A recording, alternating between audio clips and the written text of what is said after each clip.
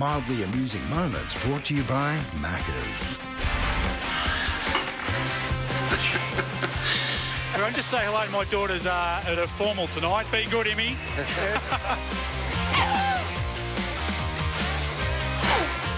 Tell her to come change the song. I feel like I'm back in Mum's womb.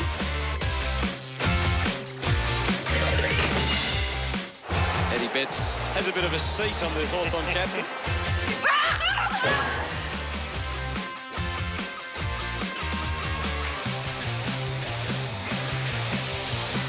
Mate, well, you're his playing on. Don't Question. No. Don't cut me. Don't cut me off, mate.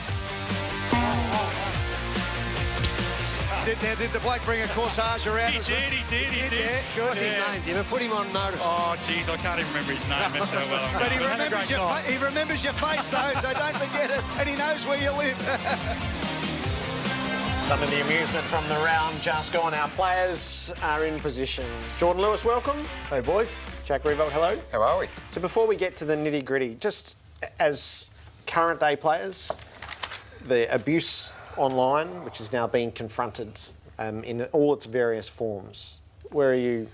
Oh, it's just, we're in a sad state at the moment where social media, the behaviour of fans at games is just deplorable. It's embarrassing, and I mean, social media, it can be fantastic, but it also gives Neanderthals a disguise to hide behind a keyboard and say stuff that they might get a laugh out of two of their mates that have the same sort of views, which are just totally wrong. There's no way of putting it. We're coming to a stage of life that we're at a crossroad, as Jared and I have been talking about. Have we got to this stage where we've got to do something about this? Oh, certainly. And if you listen to anything that comes out about Facebook, Instagram and Twitter now, there is a huge amount of pressure on those companies to actually bring something in to make it, whether you have to go through a check to get a legitimate name on Instagram or Twitter or whatever it might be. So if you do abuse someone or call someone names, they can trace it straight back to that person. But I think you would not find a player in the land that wouldn't be with exactly what Chance Bateman said today. That was powerful. It's probably the first time we've heard anyone speak, and a respected player, obviously an ex-teammate of mine like that. Anyone who's spoken so proudly and so honestly, and hopefully people who are uneducated about what may have happened to the Aboriginal and Indigenous people, hopefully they can look at that and understand what it actually means to them. Because as Chance said, it is name-calling for some people, but it hurts so much deeper to people who have had such a history with that sort of stuff. And yeah, you would not find a player in the land that would not be with him. Well said. What went wrong? Yeah, it's been an interesting few days, and it's been a hard few days for players to watch. For the team, what went wrong for you? Right at the end. Hamstring. Yeah, it was. It was. I didn't do it, but I felt it. Get tighter and tighter, and it turned from being a real general type of hamstring to more acute. And we had a scan. And there was a little bit of stuff going on in there, so decided I couldn't play anyway. So probably 2 weeks out, and then barring sort of anything else happening. Well, now what went wrong? As I said, it's been a pretty hard couple of days for the players to digest exactly how they performed. It was unacceptable, and every player that played the game, bar probably 2 or 3, didn't play to the level required just to sort of, as we call it, play your role. And it was a disappointing performance, especially round 1. But at JLT series hadn't been that flash either, so it's a real rude awakening. What did you think of what was really noticeable watching it, calling it, was how quickly you're out of condition. So halfway through the third quarter, it felt like the Melbourne players couldn't go a yard, and I think Port sort of feasted on that. What did you think when you were watching? Yeah, a little bit like that. It's funny, you can do a whole pre-season. Jack and I spoke about this, but you can get to round 1 and you'd be really fatigued. And now that could be the case for a few players, but it certainly looked like our players were out on their feet. Now, if you spend the whole game or 80% of the game defending, when it's your chance to actually drive the ball from a defensive half to a forward half, you've got no real energy, so you do look out on your feet more so when they've got the ball, and they ran over the top of us. How did you allow that, other than being tired? Because people are saying, geez, I got shown up in the middle because they were just running all day, and they said that last year about Melbourne. Oh, they're great in the clinches, but you might be able to get them on the outside. Yeah, one was a little bit of positioning, but two was, the effort probably required to play. If all the players were being honest, and the effort wasn't there, and that everything breaks down. If you haven't got effort, everything breaks down from there, and that was probably the main message to come out. And your player group's had a lot to deal with since Thursday night. What is the impact of the Alex Rance injury? Look, it's obviously there's the obvious fact that he won't be there for us on the weekend and going forward. But there's also a real spiritual and emotional side of it as well. When you lose one of your leaders and a real character around your football club for a little bit of time on field. He was quite quickly posted out after Dimmer spoke post-game about Rance and losing him. He pointed out the fact that he's not dead. He's still going to be there. He's going to be doing his rehab and still being a part of the club. But, it's tough for us, obviously, losing a 5-time All-Australian captain, possibly one of the greatest fullbacks to ever play the game. He's irreplaceable. He's not possibly. He is one of. He's irreplaceable. And for us, it's going to be a new beginning, really. It's finding guys to come in and play their role, play a similar role, although, as I said, it's hard to replace him, but just to get the 5% off everyone. We know it's going to be a team effort. You're great mates with him. Have you seen him? Did you go and visit him at his home? You live nearby. Every time we see Rance or Damien talking about him last night, he goes, oh, he's incredible, he's really upbeat, it's only life. But have you seen a moment when you've been with him when it's actually hit him that he's not going to be playing football for 12 months? I think deep down he knows that, I'll correct you there, he might play football. Okay, he might.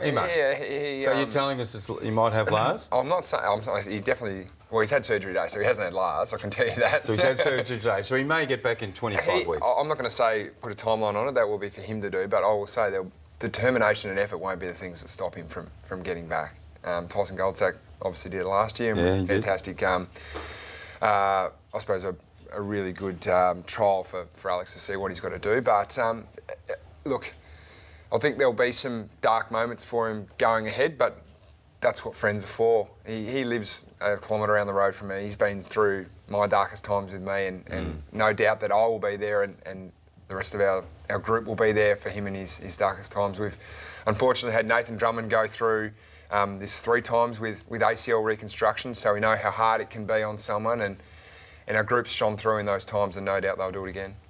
How much more difficult does it make the journey? So that we just had the poll up there, which is, can Richmond win the flag without Rance? And 51% say no. But 49% say yes. Yeah. So how do they know? Well, no one knows. No one knows. But we're trying to judge the impact of Alex Rance, really. It's not about... I think any team, if they lose a quality player that's been around for a long period of time, you don't necessarily play for him, but you understand that, as Jack said, every single player that plays needs to play or assume they need to play that little bit better because he's not there. Because he was that, I suppose... It's a mindset. I suppose that safety blanket. When it's in our defensive half, we know we've got Alex Rance. Well, we don't have Alex Rance now, so we actually might have to lift a little bit more than we possibly have mentally. That's a mental challenge for everyone. As a coach, you would probably use that as the thread from now on, from this moment, every training session, every recovery session, you would use that as a thread. What would Alex do? You know what Alex would do? He'd be doing this 100%, doing that 100%. Yeah, in saying that, you don't want to... Alex would do this, Alex would do that. Every day. There has to be a separation and an ability for a player to come in and just perform his role, which is what we hear all the time, in every side. It's interesting that the poll says that. I mean, what do you reckon the poll would have said round 5 last year when we go, well, this is who Collingwood are going to miss out on for the whole year? Do you reckon they can make the grand final? I'm tipping the numbers might have been a little bit more skew in the negative side as well. West Coast like Nick Nat, it would have been 2080. It's 80% would have said no. We are so fortunate we have some genuine stars on our team. Oh, I know you do. And he's so it is a team game. It is a team game. It is a team game, but he's so bloody great, Alex Rance. He's a very good player. Can you take us back to preliminary final night? Yep. Did you come across Mason Cox on that night? Yeah, I've crossed over him a couple of times. Did you exchange words Were you with him upstairs before when we said we're not telling that story? No, I can tell you that's it. So I might have said to him that his hands were for marking at quarter time. And then he came out, I think he took 9 contested marks. Did you sub that story, Jeez, the backs would be wrapped with me, wouldn't they, if they knew that? I'm looking forward to going up against him this week, though. He's a good player. You've obviously written the article about him at the start. Oh, I highly rate him. I think he's got one of the... Didn't have him in your top 50, though. No, that was my argument. It was between you or him, and I went with you because I was 360. My argument was, will I be embarrassed, or it's my only top 50, I know, but this guy was so good in that preliminary final. I think as he gets wiser, this might happen a bit more often. It didn't happen last week. But he's still dangerous every contest. Absolutely. And when you're so much taller than a lot of the other players, so you should be a good mark over your head. Yeah. How do you punch his arms, Jack? You can't. You can't. Oh, I don't know. You got to have the Inspector Gadget arms or something like that to get him. Maybe Dustin Fletcher could have played on him. He is so tall. Like, you're right. Yes, he is. It comes down a little bit to the delivery as well. I mean, kick it up the top there. No one's going to be able to spoil it, so it's the off-the-ball work, I suppose, you have to do with him.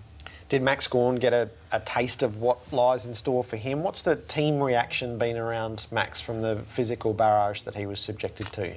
Yeah, I suppose from a Melbourne player point of view, it was maybe a little bit disappointing that we didn't get around and support him and offer that physicality back, I suppose. But yeah, he's had that for probably the last 2 or 3 years and managed to play well. So. Do you like that sort of contact or not? That should be a free kick, I reckon. It was. It was. Good free. Yeah. I mean, it's certainly like... So should it's hard. It's frustrating on the sideline sitting and watching and understanding the players that were doing it. So you were noticing in this, it was the box... Yeah, you can see what's happening and, you know, it was all game and that was a directive. So, you know, from a Port Adelaide point of view, well done.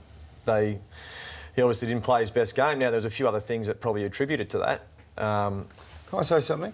I know you're long gone. That wouldn't have happened at Hawthorn. I know I'm not sitting here wanting you to put that club, your new club down. You love Melbourne. Yeah. You just said they'll be disappointed. That wouldn't happen at Hawthorn. No, and we've certainly, even at Melbourne, we've certainly targeted good players and made their game... uncomfortable. And, yeah, at Hawthorn you would have absolutely...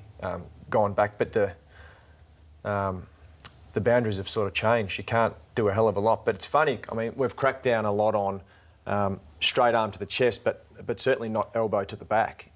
You know, and that can cause much more pain. Did you see that in the weekend? We're going to have to watch the vision. Yeah, absolutely. No, I saw it as well. I thought they were pulling up on that, on the rough house tactics from behind. Well, punching. Clearly not. So. Well, we even saw that on the weekend with the punching. It's now fine. Yeah, so did you think, notwithstanding that you don't think anyone should be suspended, did you think the Ben Cunnington action was going to be a suspension? From what I gathered, yes. Did you think that? We got told before the JLT by Dimmer, don't hit people with a closed fist. It'll be a free kick for starters, and maybe suspension. You're gonna get suspended. Do you think Liam Jones should have been suspended for what he did to Jack off the ball, or should have been paid? It wasn't paid a free kick. It should have been a free kick. Do you think that's reportable and a loss of the game, or just a free kick? It's hard. I mean, he didn't bump you. He round armed you, didn't he? I mean, the force does look extreme for that certain instance, and what players want to do is to stop someone's run, not necessarily knock them down. Now, when they're not looking and not ready like Jack wasn't, there clearly is going to be a bigger reaction to the He bump wanted to shots. hurt Jack. All you had to do was stand in front of him, mate. Yeah. To stop him going through. Well, that was probably the first time I'd seen that. And that was physical. He wanted to hurt. Like he wanted to. That's okay. You're allowed to hurt opposition players. Is that low You're impact? flat. I don't know. Is it? So if you go off the ground... Yeah. It just winded me, that's all it was. Like, it just winded me. It's shocking when you get winded. Yeah, it's not great. Well, you look at that one compared to the Stephen May one. I didn't play for 2 minutes. Which one would you say was worse? Well, that's a really, really good question. I would think that one was worse. Because it was off the play, he wasn't looking. Okay, and it was off the play, not looking. The other one, he bumped and he got him too high. I think that was far worse than the other one. So it's the result, not the actual action. What do you think about that? Yeah, it's the impact. Is it poor form? Are you prepared to say whether it's poor form? Oh, I don't like it. It's not a great look. I think it's dangerous for starters to hit someone that's not looking at the ball. Now, it's a physical game and there's going to be body contact, but there's also, I think, a care of duty to look after each other out in the ground as well. Yeah. Each week you are going to name the RSEA safety players pick from the previous round. So I need the safety gear on the weekend. He's got another the gear segment. is being modelled on the floor here. What have we got? Very good. So there's a $300 pack, the RSEA gear, which is going to be sent to our nominated player. Wow. Who is? Stephen Caniglio this week. Caniglio. Sorry. Drop the G. Sorry, mate. 31 touches, 24 kicks, 7 handballs, and 3 snags as well. Where'd you have him in the top 50, Robbo? Top 20 and the top 20. The guys are gun. What number? No, I think I had him at 21. So do people pat you on the back for that, or they forget about the ones that are in that perform? They never, ever say that. Should have been top 10 in my eyes. He could win the Brownlow. Yes, you can. Yep. Yes, you can. And he's right in the wheelhouse, Jordan. I mean, you're the midfielder. Jack sits at full forward, waiting on the midfielders to kick it to him. How do you judge Stephen Caniglio? Oh, he's a star. He's. I think you look at players from opposition sides who are offensive. You go, oh, they just don't defend as well. He does both. He's the best two-way runner, midfielder in the comp, I reckon. Okay, he is the RSEA safety players pick. A rascal to finish? Oh, it's not a rascal, but Jordan and I did the game, that game we just saw on the screen then on the weekend with Rui, and Mitch, an eagle-eyed viewer, spotted a bit of a lookalike from the weekend. So we got it on there. There's Geordie, obviously. What are those glasses, mate? They're prescription, are they? Yeah, they are. Yeah.